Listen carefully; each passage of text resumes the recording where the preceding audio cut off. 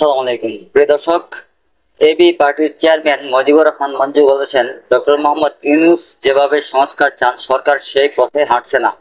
তিনি দাবি করেন, আজকে বাংলাদেশে সংস্কার মানে শুধু প্রশাসনিক রদবদল নয়, বরং ন্যায় বিচার, জবাবদিহি আর জনতার অংশগ্রহণ নিশ্চিত করা।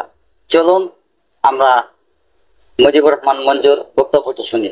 যদি জামাত এবং এনসিপি নির্বাচনে না যায় তাহলে ডক্টর মোহাম্মদ ইউনূস পদত্যাগ করতে পারেন। যদিও রাজনীতিতে যদি কিন্তু বলে কোনো কথা নাই, তারপর এই কথাটা প্রফেসর ইউনূসের সাথে যেদিন আমাদের মিটিং হচ্ছিল সেখানে আমি ওনাকে বলেছিলাম যে স্যার, সংস্কার নিয়ে তো একটা কথা আছে যে আমরা অনেক সংস্কার করতে পারছি না, বা আপনি বলছিলেন যে বড় সংস্কার চাইলে এটা, ছোট সংস্কার চাইলে এটা।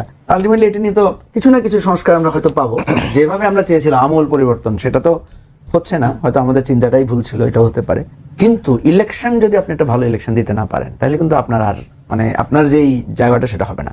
আপনি ভালো করে বুঝেন স্যার, আপনি যদি মনে করেন আমাদের সহযোগিতা পাচ্ছেন না, পাবেন না, ইলেকশন আপনি করতে পারছেন না, তাহলে বেটার আপনি সরকার থেকে বেরিয়ে আসেন। আমি আরেকটা প্রস্তাব দিয়েছিলাম যে প্রফেসর ইউনূসের কথাই মনে হচ্ছিল যে উনি সবার সাপোর্ট পাচ্ছেন না, এটা হয়তো উনি পাবলিকলি বলতে পারছেন না, বা হয়তো কিছু কিছু পাবলিকলি বলেছেন উনি। যে কথাটা আশরাফ কাসেম ভাই বললেন যে নিয়ন্ত্রণে নাই, এখন আমরা বলছি সেটা আমরা বলতে পারি, উনি যদি বলেন যে আমার নিয়ন্ত্রণে নাই তাহলে তো এটা আর, তাহলে তো প্রশ্নই আসবে যে এটা। এখন কথা হচ্ছে যে আপনি যদি সবার সহযোগিতা না পান, বেটার আপনি এই দায়টা নিয়েন না, বরং আপনি আরেকটা কাজ করতে পারেন। আমি বলেছি যে আপনি এসে আমাদের কাতারে চলে আসেন, আপনাকে আমরা সামনে রেখে আমরা একটা অ্যালায়েন্স করি, এবং সেটা আমরা বলি যে নতুন রাজনৈতিক বন্দোবস্তের এই জায়গা আমরা রাইট টু লেফট একটা গ্রেটার অ্যালায়েন্স করি, করে আমরা যাই। এখন তো ডক্টর আপনারা তাকে রাজনীতিতে আসার জন্য বলেছিলেন, উনি তো রাজনীতিতে চলে আসছেন। আমাদের যে একটা ভুল ধারণা যে চিফ অ্যাডভাইজার বুঝি বিরাজনৈতিক একটা দায়িত্ব, টোটালি তো পলিটিক্যাল অ্যাসাইনমেন্ট, তাই না? আমাদের রাজনৈতিক লোকদের গ্রহণযোগ্যতা কমে গেছে বলেই একজন অরাজনৈতিক লোককে আমরা রাজনীতির শীর্ষ জায়গাটা আমাদেরকে দিতে হয়েছে। আমরা যেটা ওনাকে বলেছি যে আপনাকে যেহেতু প্রশ্ন তুলেছে ডক্টর ইউনূস, এটা আপনার ম্যান্ডেট পান নাই, আপনার কিসের ম্যান্ডেট সংবিধান বদলানোর, আপনার কিসের ম্যান্ডেট বন্দর দেওয়ার, আপনার কিসের ম্যান্ডেট করিডোর দেওয়ার, এই ধরনের প্রশ্ন উঠেছে না?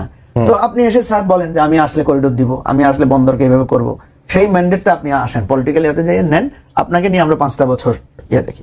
তো ফুয়াদের কথাটার সাথে এটার একটা মিল আছে।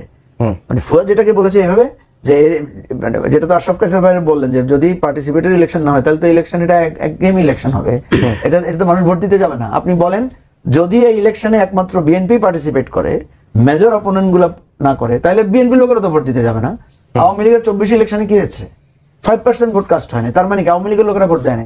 দর্শক, মঞ্জু আরো বলেন, সরকার শব্দটি কসমেটিক পরিবর্তন করে কিন্তু মূল সমস্যাগুলো এড়িয়ে যায়।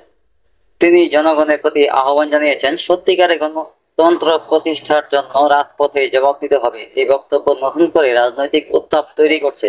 দর্শক, ভিডিওটি সম্পর্কে কোনো মন্তব্য থাকলে অবশ্যই কমেন্ট করবেন এবং চ্যানেলটি সাবস্ক্রাইব করে সঙ্গেই থাকবেন।